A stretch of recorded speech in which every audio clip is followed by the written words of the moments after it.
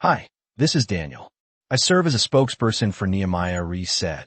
Today I want to talk to you about the indoctrination in our educational classrooms. Across the United States, parents are increasingly alarmed by what they perceive as ideological indoctrination replacing education in our public school systems. While schools should be places of academic learning and critical thinking, many have become battlegrounds where progressive ideologies are being promoted at the expense of fundamental educational principles. This shift has occurred gradually but systematically, with curricula being redesigned to emphasize social justice perspectives over historical accuracy, with biology classes teaching gender ideology as fact, and with literature classes replacing classic texts with politically charged contemporary works. The result is a generation of students being taught what to think rather than how to think. Let's start with California's ethnic studies curriculum. California has implemented a statewide ethnic studies curriculum that many critics argue promotes divisive concepts. The curriculum teaches students to view history through a lens of oppressors versus oppressed, categorizing individuals primarily by their racial and ethnic identities rather than their individual merits. It includes materials that condemn capitalism and promote socialist alternatives while presenting them as objective educational content. Next, we will look at Virginia's transgender policies. Virginia's Department of Education, under the previous administration, implemented policies requiring schools to allow students to use facilities and participate in sports based on their gender identity rather than biological sex. These policies were implemented without parental notification or consent, effectively cutting parents out of critical decisions about their children's privacy and well-being.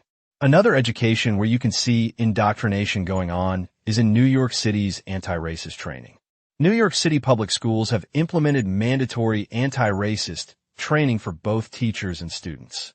These programs are based on critical race theory principles and teach that America is fundamentally racist and that white people inherently benefit from systemic oppression. Students are encouraged to examine their racial privilege and participate in restorative circles that focus on racial identity rather than academic achievement. Next, we will look at Oregon's comprehensive sexuality education. Oregon has adopted one of the most progressive sexuality education standards in the country, introducing concepts of gender identity and sexual orientation to children as young as kindergarten. The curriculum teaches that gender is a social construct unrelated to biological sex and encourages exploration of various gender identities, often without parental knowledge or consent. What has the impact on students and education? These ideological programs have tangible consequences for our children's education. 1. Academic decline. Time spent on political indoctrination is time not spent on core academic subjects. Test scores in reading, math, and science have declined in districts implementing these progressive curricula. 2. Mental health concerns. Children are being introduced to complex adult concepts before they have the emotional maturity to process them, leading to increased anxiety and confusion about identity. 3. Division and resentment. Curricula that emphasize racial and identity differences create unnecessary division among students rather than fostering unity and shared American values. 4. Parental marginalization. Many of these programs are implemented deliberately without parental knowledge or input, undermining the fundamental right of parents to direct their children's education and moral development. Why parental involvement matters more than ever. Research consistently shows that parental involvement is crucial to student success. Studies demonstrate that when parents engage with their children's education, both at home and through school activities, students achieve better attendance, fewer behavioral incidents, higher academic achievement, and increased school engagement. However, the nature of parental involvement is shifting. While attending school events remain important, evidence increasingly shows that what parents do at home matters even more, such as discussing schoolwork, encouraging reading, and setting expectations. This is why it's absolutely essential for parents to actively engage with their children's schools, to understand what is being taught, and to advocate for curriculum that prioritizes academic excellence over ideological indoctrination. What are some strategies for effective parental advocacy? 1. Get informed. Request copies of your child's textbooks, reading materials, and curriculum guides. Attend school board meetings regularly and review meeting minutes. Connect with other concerned parents to share information about what's happening in classrooms. 2.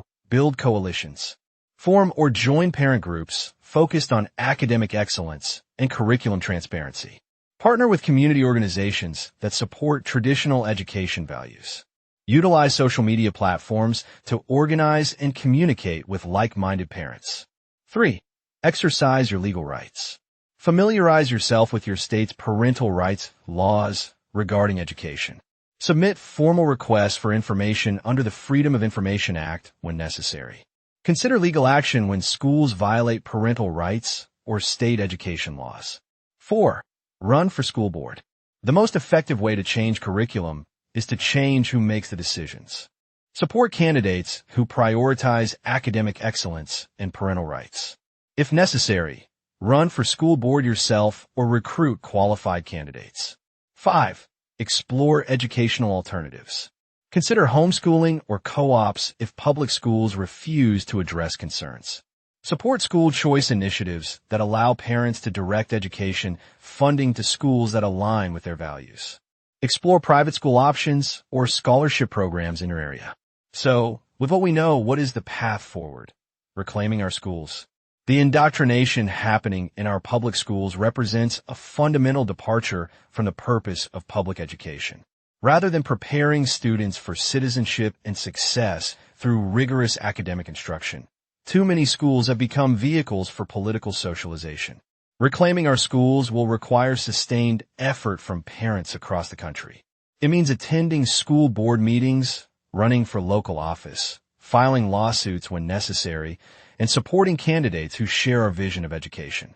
Most importantly, it means teaching our children at home to think critically, to value truth over ideology, and to cherish the principles of liberty and individual responsibility that have made America exceptional.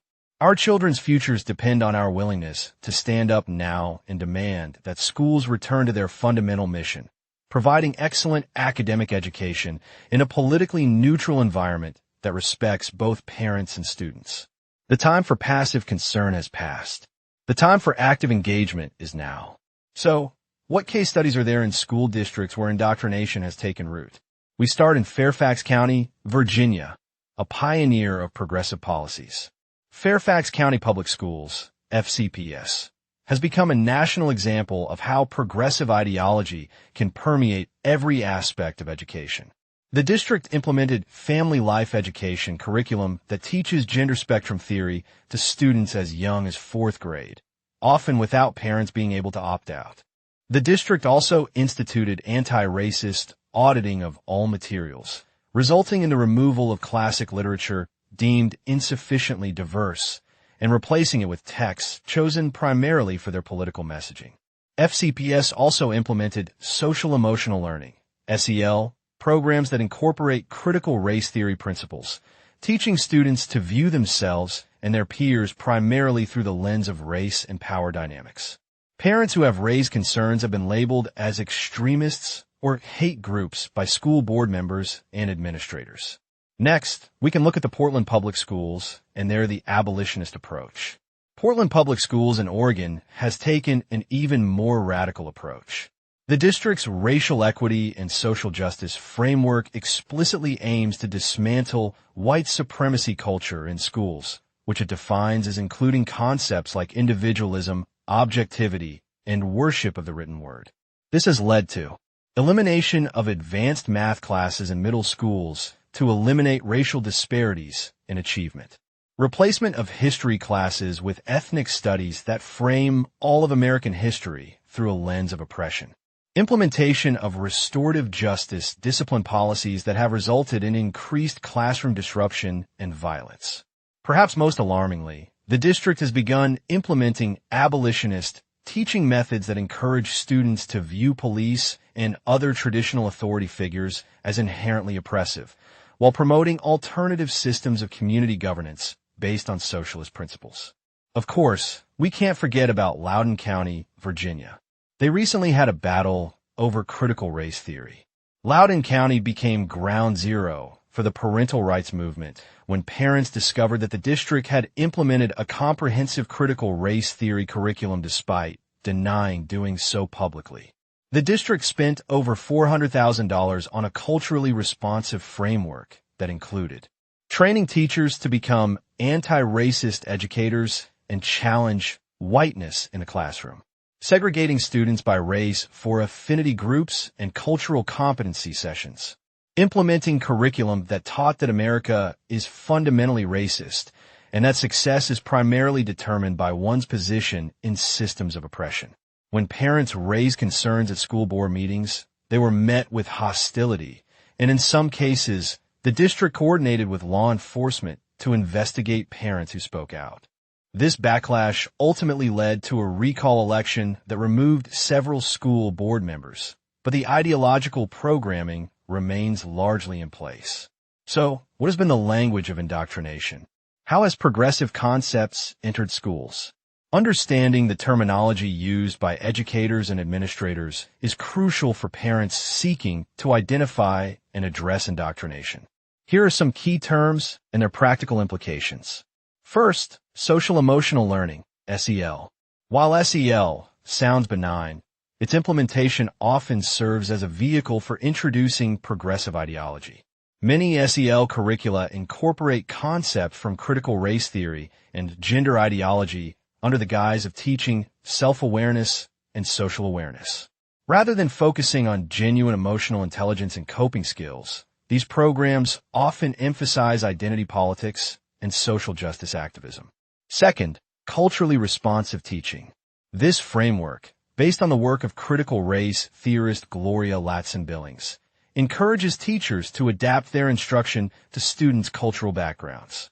In practice, this often means lowering academic expectations for students from certain demographic groups, incorporating political activism into classroom assignments, prioritizing cultural relevance over academic rigor in curriculum selection. Third, equity versus equality. While equality means providing all students with the same opportunities and resources, equity has been redefined to mean ensuring equal outcomes across demographic groups. This has led to elimination of advanced classes and gifted programs, implementation of race-based grading practices, allocation of resources based on identity rather than merit or need. Fourth, restorative justice. This approach to discipline replaces traditional consequences with conversation and relationship building. While well-intentioned in theory, its implementation has often resulted in increased classroom disruptions and violence, teachers feeling unsupported in maintaining order, students who follow rules being disadvantaged by those who don't. So, what is the financial cost of ideological programming? The shift toward ideological indoctrination comes with a significant financial price tag that diverts resources from academic instruction. First, consulting and training. Many districts spend millions on diversity, equity, and inclusion, DEI, consultants who provide training to teachers and administrators. For example, Fairfax County Public Schools spent over $4 million on equity initiatives in a single year. New York City Department of Education allocated approximately $23 million for anti-bias training. Portland Public Schools dedicated $3.2 million to its Racial Equity and Social Justice Department. Second, curriculum development and materials. Districts frequently pay premium prices for curriculum materials that align with progressive ideology. Ethnic studies curriculum packages can cost districts hundreds of thousands of dollars. Social-emotional learning programs often come with substantial licensing fees. Many districts have replaced traditional textbooks with more expensive digital resources that incorporate progressive perspectives. Third, administrative bloat. The focus on ideology has led to the creation of numerous administrative positions that divert resources from the classroom. Equity directors and diversity coordinators often earn six-figure salaries. Climate and culture specialists have been added to many district payrolls. Additional administrative staff are needed to implement and monitor compliance with progressive initiatives. Fourth, the psychological impact on students. Beyond academic consequences, ideological indoctrination can have lasting psychological effects on children and adolescents. Fifth, identity confusion.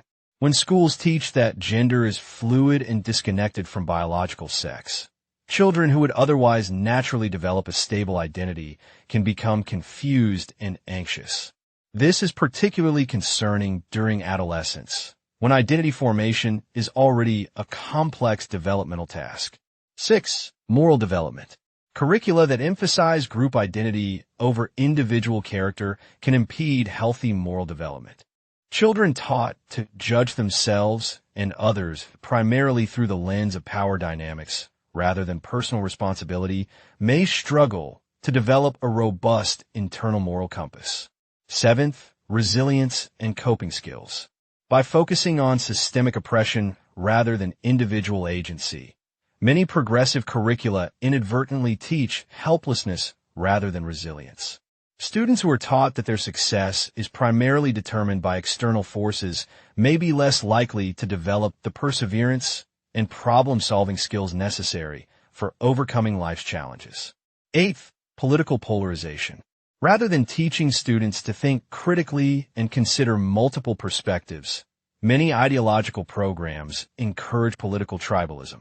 Students are often taught to view those with different opinions not as fellow citizens with legitimate differences of opinion, but as immoral or oppressive. Thanks for watching. This was the first of a several-part video on the indoctrination in our school system. To watch more videos like this one, you can go to our website at nehemiahreset.org, to our rumble.com or youtube.com channels.